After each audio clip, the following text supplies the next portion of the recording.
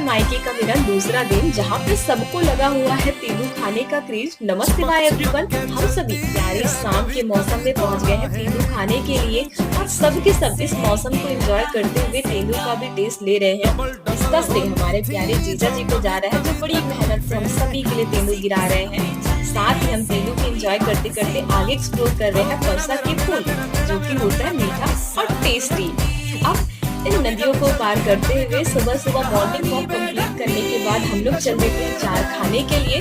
साथ ही हमने यहाँ पे खाना भी लाया हुआ है, जिसको हम पिकनिक की तरह एंजॉय कर रहे हैं। ये छोटा सा तेंदू का पेड़ देखकर आपके मुंह में भी पानी आ जाएगा।